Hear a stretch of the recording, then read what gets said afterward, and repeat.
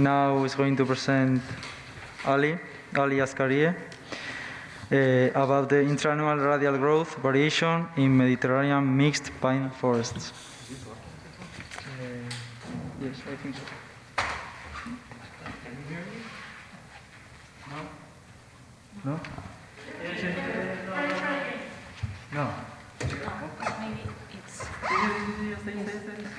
Okay. Actually, I'm going to present my presentation, because my presentation is sitting, because normally when I stand up, I lose my train of thought, so sorry. So today I'm going to present something, a small part of my PhD work, which I just started recently, titled as Intraannual Radial Growth Variation in Mediterranean Mixed Pine Forests.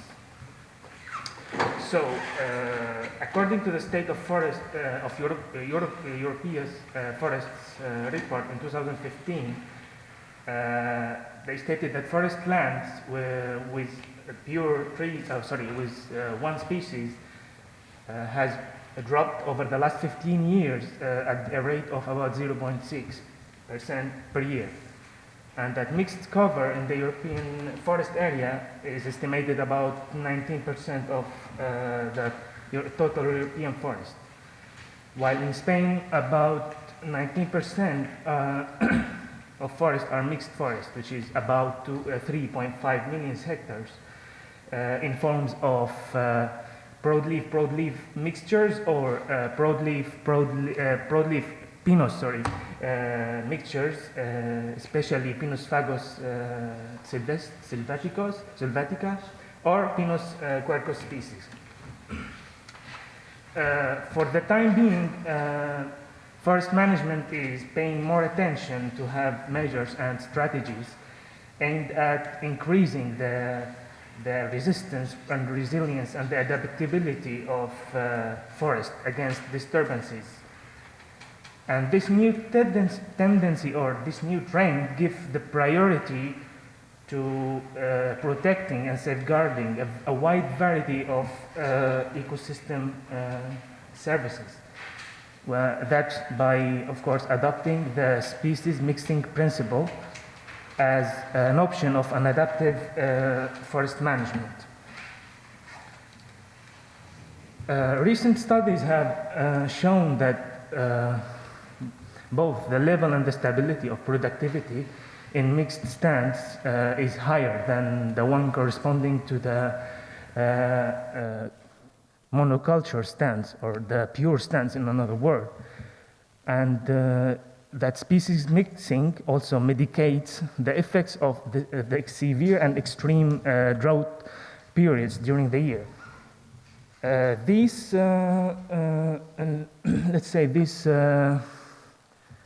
transient functionalities actually is being driven by a very important mechanism which is called niche complementarity.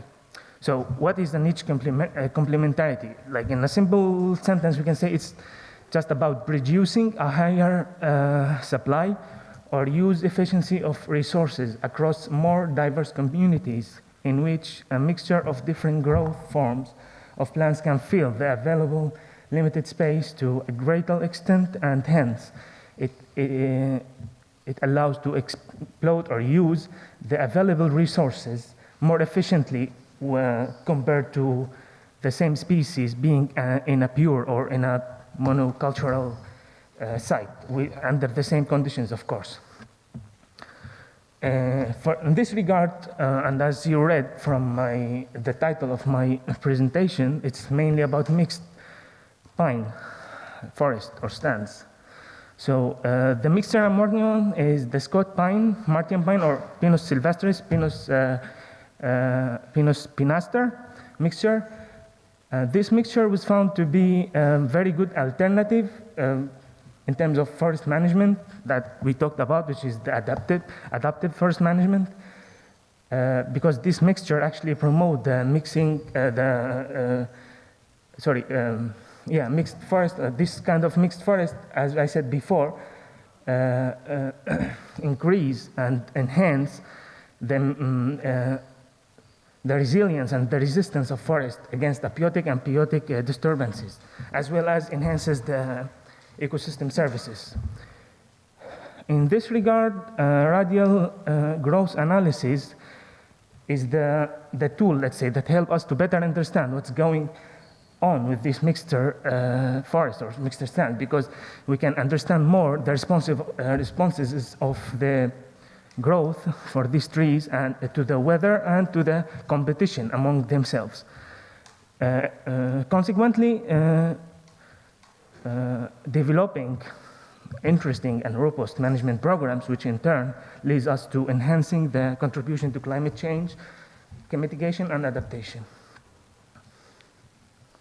So, the objectives of the work is mainly there are two objectives. I'm going to talk about the first one a little bit because I still don't have results, but I'm still in the work is still ongoing.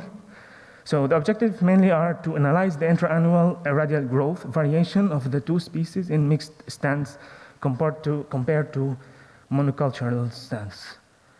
The second one, to study growth responses to climate in mixed stand and pure stands using the inter-annual growth, radial growth. So, the study area is forest of course, mixed forest of pine, Pinus sylvestris and Pinus spinaster, located in Sierra de la Demanda in Castilla y León, surrounded by three provinces: Burgos in the west, Soria in the south, and La Rioja in the east.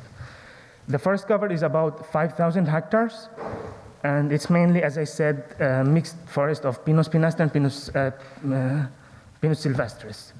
So the design of the experiment is about 9 plots grouped in 3 triplets, where these plots were, or these triplets actually were established in the year 2014-2015. Each triplet has 3 plots, a radius of 15 meters. The distances between the plots is less than 1 kilometer. For that reason, all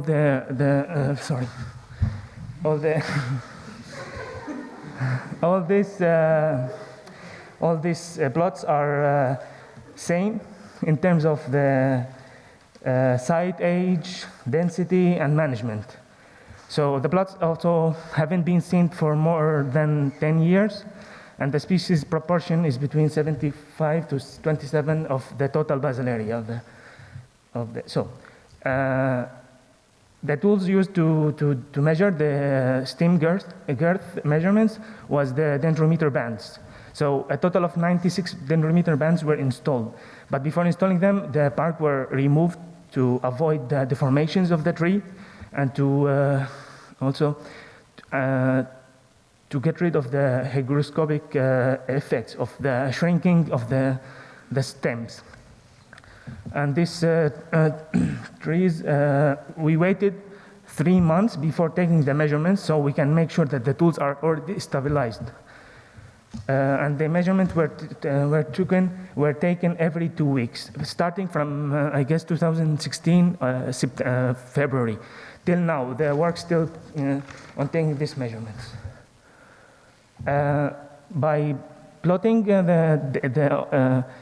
actually, these measurements were converted to a cumulative radial increment, and by plotting this, you can see that both species are different in the intra-annual growth patterns of trees going in the mixed and in the pure, indicating, as I said before, a certain degree of temporal niche complementarity between the species.